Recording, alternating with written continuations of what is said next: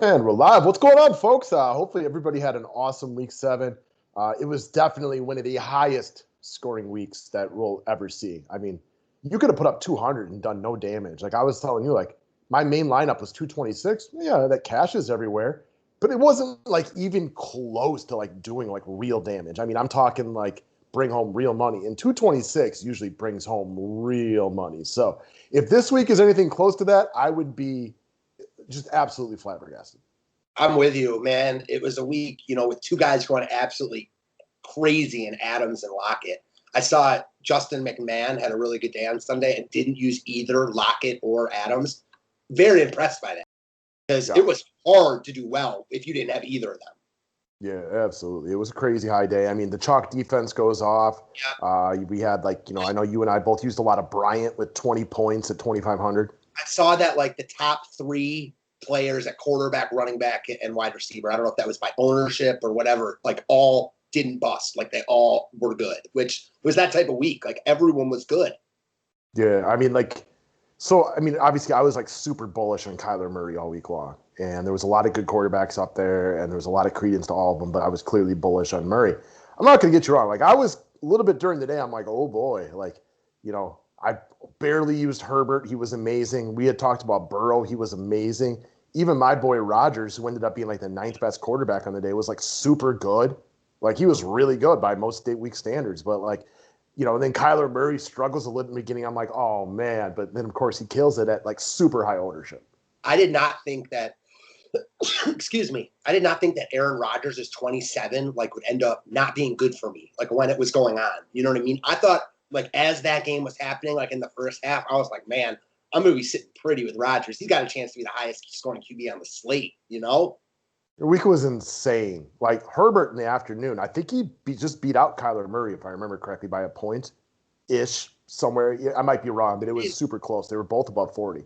The other guy that was great too was Brady. He had like 39. Yeah, it was a wild extravaganza of DFS points. If we could get one like on this video for every one of those DFS points scored in your lineup last week, that would be phenomenal. Probably going to be tough to do. This week isn't going to be like that in my estimation. Now, I'm not saying like we won't have decent scores, but I would be absolutely flabbergasted if like 203 is the median score. I mean, honestly, like Adams had what 45, something like that, can't remember, and Lockett at 55.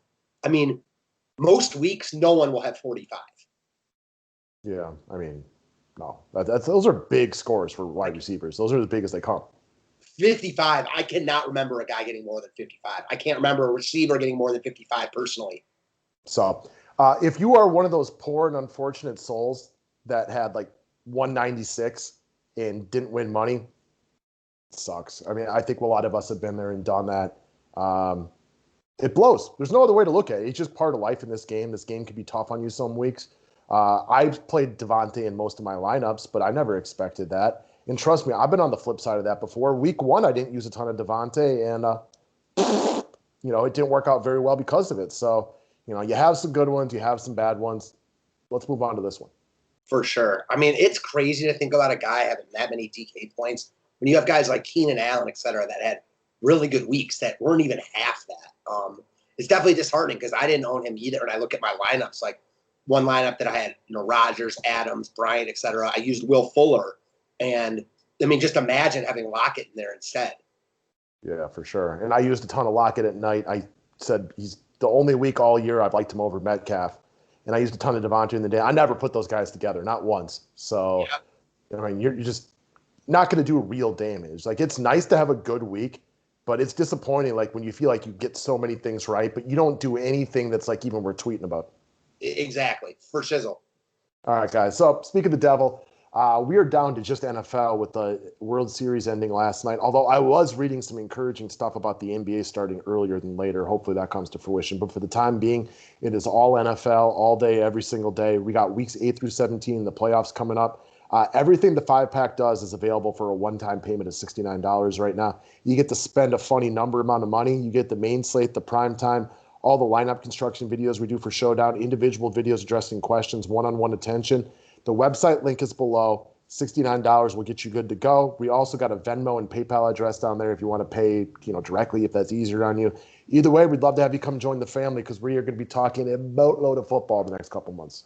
Yeah, and just speaking of NBA quickly, I'm hyped for that. And I think that the earlier it starts, the more fun it's going to be for DFS because I think you're going to see a lot of guys, especially for teams that made the playoffs, potentially out at the beginning of the year. Maybe I get the Lakers guys, and Danny Green was whining the other day, and I just, yesterday I think it was, and I just want to be like, dude, I get it, like you had to play deep, but like there's a lot of guys who haven't played since March, and there's also a lot of guys who lost in the playoffs that were out a lot earlier. And no offense, dude, I know it's a quick turnaround for you, but there is thousands and thousands of people, maybe tens of thousands, hundreds of thousands of people whose life relies on sports coming back. So I'm sorry that you got to push your body a little bit, but there's a lot of people really hurting out there, and they're not hurting for millions of dollars. So kindly shut the F up. I feel that. That's a good way to look at it. I don't disagree with that sentiment at all. And I doubt you're going to see any guys like Danny Green, et cetera, not play. But, like, you could see maybe, like, a couple superstars of teams that made it. I mean, I don't know, though. Maybe you're right. I could definitely see no one really holding out also. It gets a lot of talk. Like, yeah, I get it, man. You just got done playing and you don't want to go back to work after being in the bubble, but it's not just you. And I'm serious when I talk about the common folk, me, you.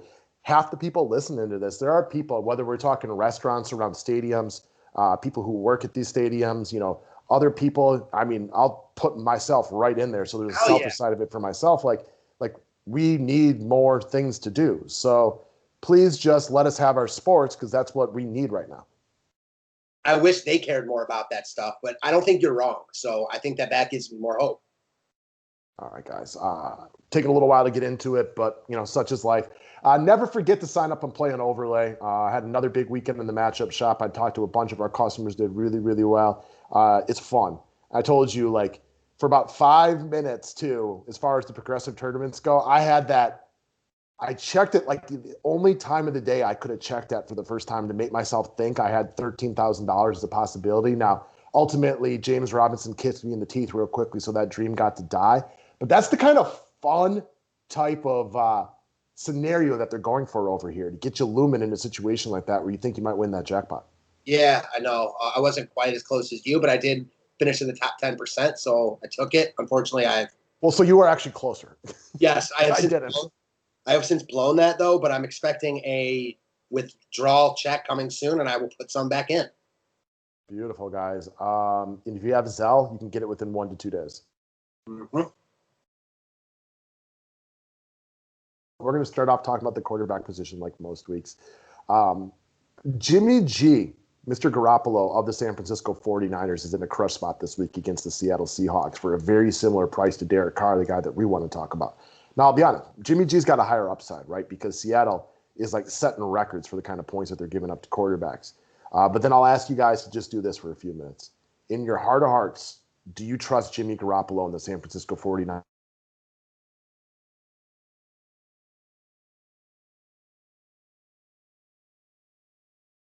We got a Niner that we're going to talk about here in a couple of minutes that we really, really like.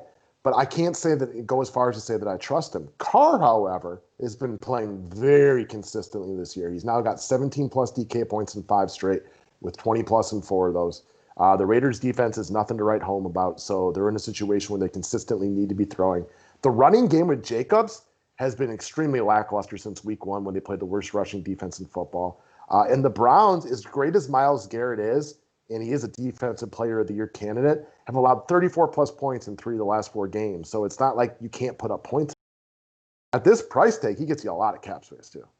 Yeah, I like Derek Carr a bunch here. Again, he's been really productive, 17-5 and plus straight, 20-plus in most of those.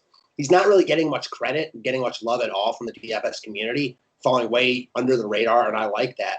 Again, basically the same price as Jimmy G, who's in a good spot because Seattle has no defense, but it's still Jimmy G. We like a guy from San Francisco in this game a lot more than the quarterback. As far as Oakland goes, I think there's multiple guys in play, but it all kind of goes back to Derek Carr. We've seen Josh Jacobs is really good, when the Raiders have a positive game script and they're in front by a lot. When they're not, it really falls on Derek Carr's shoulder. I do expect this game to be competitive. I expect the Browns to score. The Browns are playing good offensively right now. they're going to need Derek Carr to play well. Whether or not Oakland or the Las Vegas, wins this game, I think it's very competitive. And I like Carr to go for 20-plus again. He probably doesn't have the 35-point upside that we saw a lot last week. But I don't think you need that this week, especially at 5,500. Well, I'm pretty sure the Cowboys have given up 35-plus in like 2 of the last 4 weeks, though. Or not the Cowboys. The Browns have given up 35-plus DK point games to quarterbacks in 2 of the past 4 weeks. So I'm not saying he'll do that, but it's in a bad spot to try to get it. This is true. So, yeah, it's a solid pick. It seems more GPP-ish because it's a pivot off of a chalkier player. But honestly, he's providing the type of consistency you like for cash games. And I know it's been a few years, but this is a guy that was, people thought would be good. I mean, I think it was like 4 years ago when I think he made the Pro Bowl, if I remember correctly. And it looked like he was the next up-and-coming stud quarterback. Now, we've seen major regression the last couple seasons, but you're not seeing that so far this year. He's played well. He's been productive. There definitely was a point a couple of years ago where he was like really, really good with Amari Cooper that one year specifically. And Michael Crabtree. Yeah. I was going to ask you that because I know I was the one that brought him up, and I obviously like him. I kind of like the Raiders this week, but I don't think he's crazy at all in cash games. No, I mean, like I said, this is one of those situations, if you look at him and Jimmy Garoppolo, if I needed 10 points or somebody was going to come kick my dog, I would probably vote on Derek Carr. Now, there's a lot of upside against Seattle.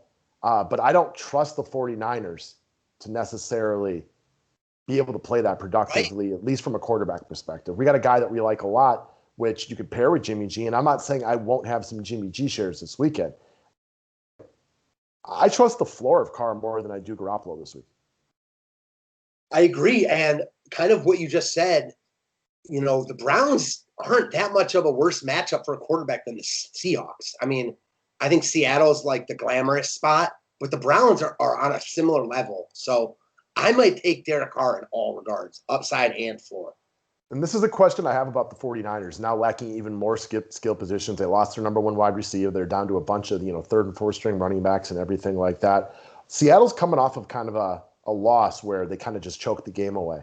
What happens if Seattle just gets up 17-3 at the end of the first quarter, coming out after a good week of practice? Is that the kind of situation where they can't use the thread of the play action quite effectively that you like Jimmy Garoppolo? I mean, I'm not saying he couldn't cut up one of the worst defenses in recent memory, but I don't trust him to play in one of those situations where they're coming from behind. Agreed, man. I mean, the other part of this is San Fran's been very Dr. Jekyll, Mr. Hyde this year. I mean, they're coming off a nice win in New England. They beat the Rams at home on Sunday Night Football. But the 2 weeks before that, they got waxed at home by Miami. They lost to the Eagles at home on Sunday Night Football. Like, I don't know. I'm not sure what San Fran team shows up, especially with all these guys hurt. We like the one guy from the Niners, but I would not be surprised if Seattle rolls here either. All right, guys, let's move along. So speaking of guys that make sense, let's take a look at the Derrick Henry train right here. So it's tough not to like Derrick Henry in a game where the Titans are favored by darn near a touchdown and a projected point total around 53.5 points. When you look at Derrick Henry, you want to look at a positive game script. Last weekend, I was playing on drafters and doing drafters drafts, and people kept taking Henry with the 3rd and 4th pick overall, and I was like, really? This is a horrible spot for him against Pittsburgh. I mean, really, against Pittsburgh. I thought that was as bad of a spot as you're going to find for Derrick Henry. Now, he wasn't terrible as far as year-long fantasy goes. He was not a good play for DFS. This is the opposite. Cincinnati is not a good football team. Joe Burrow he's coming. He was great in DFS last week. They're showing some moments, but their defense is all around terrible. We just saw the Browns put up a ton of points on them after losing their, probably their most talented offensive player on the first series of the week. They're just not very good. And when you're favored by almost a touchdown for a Tennessee Titans team, this looks like this could be one of those big Derrick Henry weeks where 125 yards and 2 touchdowns, you wouldn't bat an eye at it. I'm with that for sure. Actually, like this game overall for offense, we talked about that in our members only video. I think the Bengals can score, especially on a defense like Tennessee. I'm not looking at the Bengals offensively when they're playing really good defenses, but Tennessee's not that, and that only helps Henry more.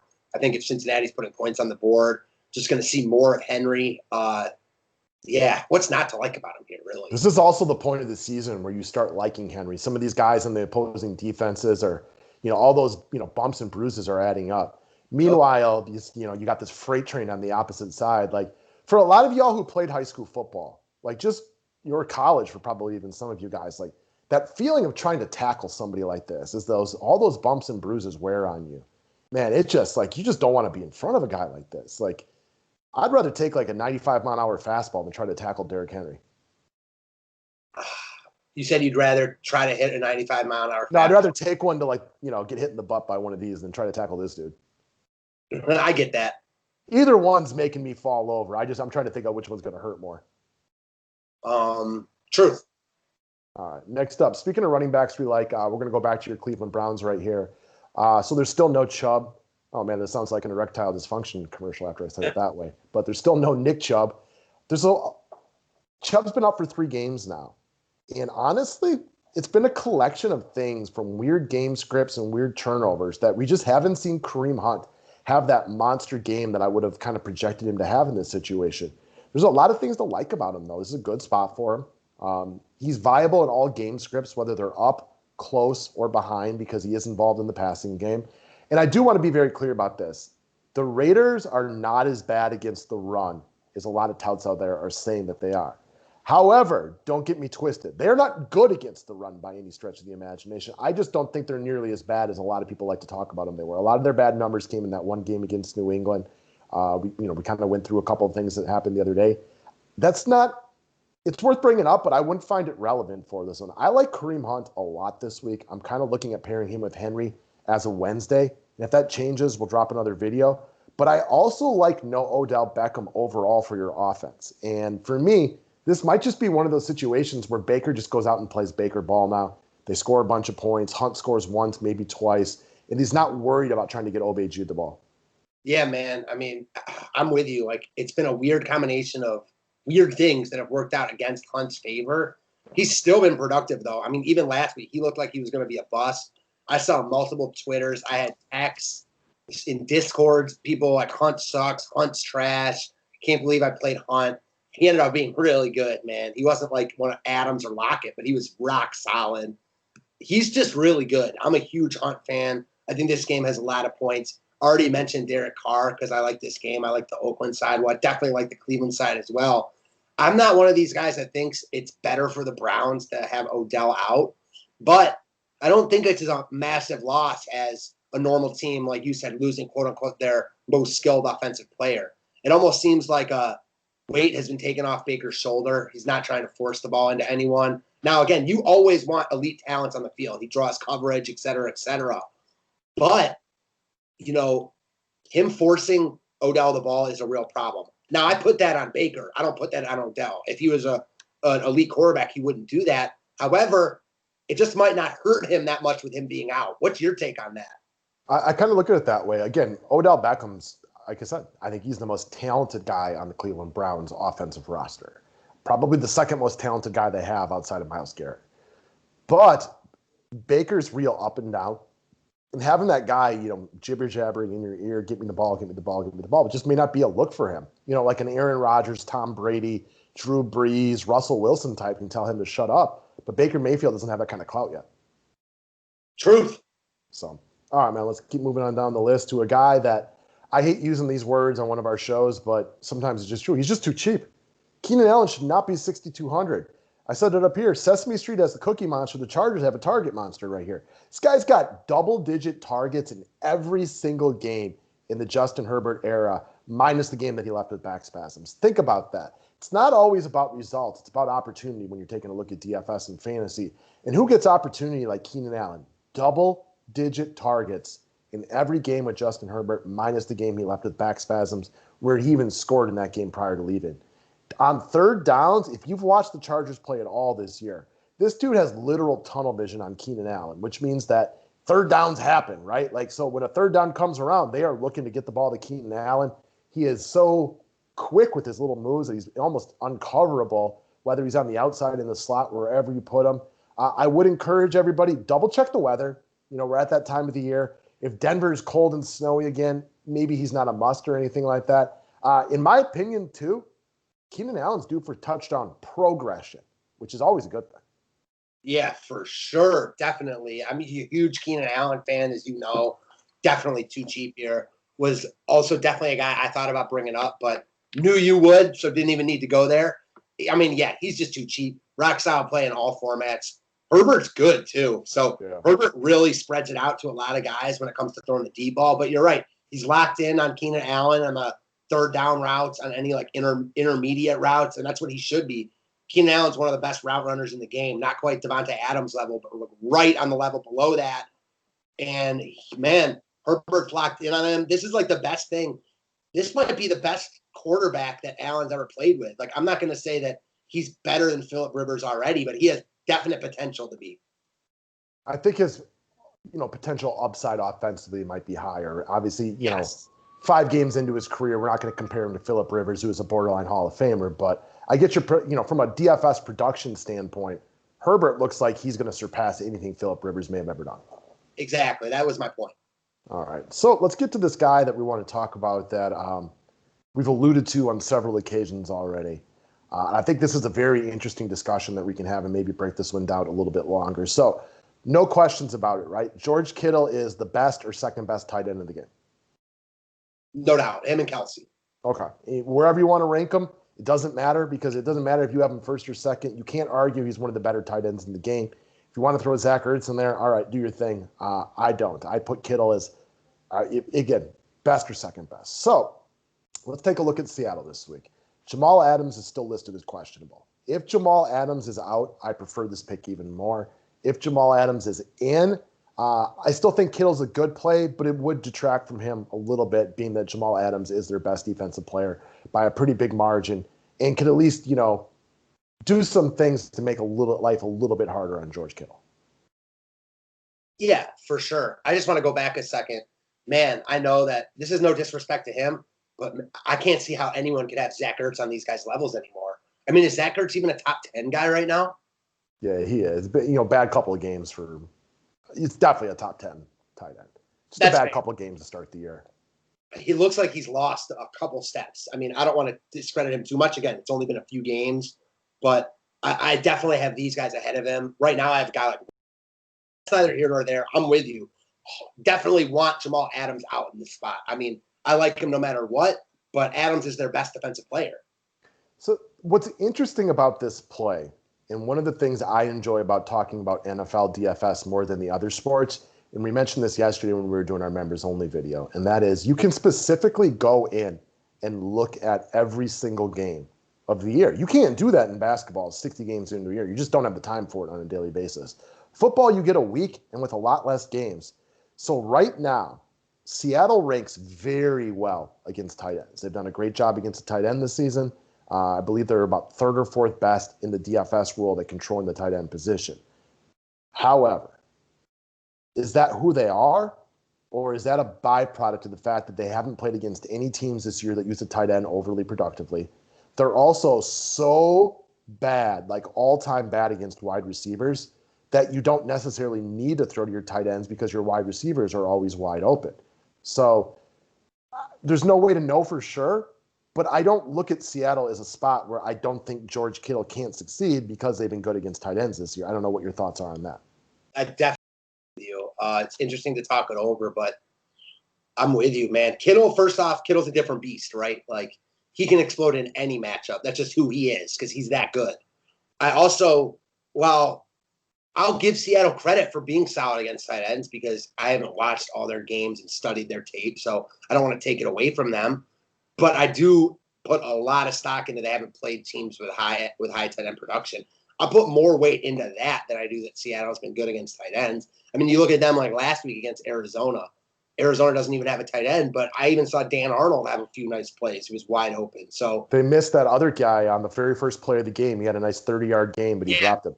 Yeah, so it just doesn't tell me much. And again, the biggest point for me, though, is that Kittle is just a monster in himself. So with all those guys out for San Francisco, my biggest worry is that just San Fran really struggles. And they put especially if Adams is in, they just load up on Kittle. It's not like he's going to be shut out, but I could see San Fran really struggling here. I don't know what your take is. Well, I told you I was watching a breakdown video from somebody else in the industry, and they were like locking in Ayuk, or how you pronounce his name, at 5,800 at the wide receiver position. Now, I understand that because Seattle is legitimately all-time bad against wide receivers. You cannot dispute statistics on this one. They are awful against wide receivers. We just saw Hopkins and Christian Kirk, and even Fitz had a nice night against them. They're terrible. But Kittle can be used like a wide receiver. They're down wide receivers right now. I think you might see Dwelly playing some tight end and Kittle just moving all around the field. I don't think they have any way to stop him. And if Kittle gets beasting in a division rivalry like this, knowing that this would be a big win for San Francisco, who, again, you called them Dr. Jekyll, Mr. Hyde earlier.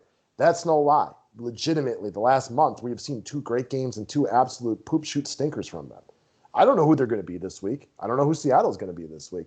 But if they're playing well, like this is one of those spots I could see Kittle, and was it against the Eagles when he dropped like 45? Yep. Okay, like I had him in my captain spot that night, and he was an absolute beast. I could see Kittle. I'm never going to call for 45 points again, but I could see him with another double-digit catches, 100-plus yards, and a score in this situation because if they run him out there like a wide receiver, they just can't stop anybody. Yeah, I love Kittle this week. He's one of, if not my favorite play on the slate.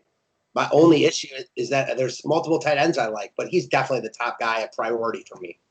Yeah, and I don't know about you, but I don't think that like he's going to be that popular. So it makes me like him in GPPs even more. People love to spend down on tight end, and I'm with you. I spend down on tight end most weeks. I think it's a solid way to build your lineups. I think it's usually the intelligent way to go. But some weeks, if there's a guy you love, you have to be willing to spend those dollars. And I think Kittle, going not like under the radar like 1%, but a little under the radar, versus some of the chalkier tight ends could be a great way to differentiate yourself. And I think he has all the makings of one of those guys that just blows up this week. I agree, man. Not a lot of people like, keen on the idea of playing 2 tight ends. And when you've got a guy who blew up, like we talked about Harrison Bryant last week for 20 plus at 3,200. I mean, listen, I don't think that like he's massive chalk, but I expect him to be more popular than Kittle. Yeah, you got cheap Trey Burton. You got Jonnu Smith for just over 4K in a crush spot. You got Waller, as you had mentioned. There's a lot of tight ends that probably get more love than Kittle, in my opinion. And I think we all know Kittle's the best player out of all of them. Kelsey is going to get love against the Jets. I don't know. I think you get Kittle at, I would guess, single-digit percentage. I was going to say around 10%, but that's around the same. I think he's around 10% owned. And when we first started talking about Kittle, I was kind of getting the feeling that he was going to be way more popular because it seems so obvious. Yeah, well, that's sometimes when you have to think outside the box a little bit, and that's what I enjoy about the NFL is because anybody can go to any one of your DFS websites and just look at points against, right?